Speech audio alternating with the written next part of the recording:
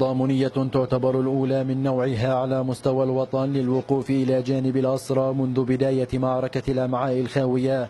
فقد شهدت خيمة الاعتصام على دوار ابن رشد وسط مدينة الخليل فعالية نظمتها جمعية النادي العالمي للصم والبكم بالتعاون مع نادي الأسير وأهالي الأسرى. اليوم احنا هون بفعالية مع الأسرى لزيارة خيمة الأسرى.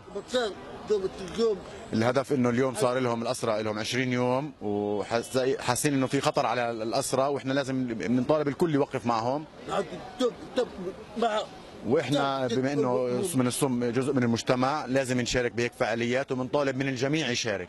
والدة الأسير شادي أبو شخدة من سكان مدينة الخليل والمحكوم 6 مؤبدات دموعها امتزجت بكلمات القهر والحزن على ابنها. شو بدي احكي لهم؟ ما ضل ولا كلمة احكي، ما ضل فينا كلام. أسرانا ببوتو لهم 20 يوم، أنا وأنت كنا بنعرف إنهم ببوتو. شو احكي لهم؟ اصبرهم؟ ما فيهم، ما بيسمعونا.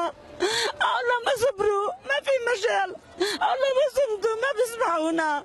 ولا بنعرف وين هم ولا بنعرف عنده سجن. من شان الله يا عالم، من شان الله يا عالم اولادنا، اولادنا يا عالم.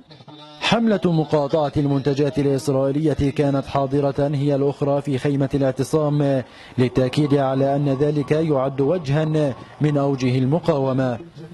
نحن اليوم عدنا لنقوم بالحراك الشعبي من خلال هذه الحملة تزامنا مع إضراب معركة الكرامة. يجب عليهم جميعا كشعب فلسطيني مقاطعة منتجات الإسرائيلية والمستوطنات من أجل دعم أسرانا البواسل داخل سجون الاحتلال. محافظة الخليل تؤكد من جديد التزامها التام لقضية الأسرى العادلة من خلال المسيرات والاعتصامات اليومية لحين انتصارهم في معركة الحرية والكرامة.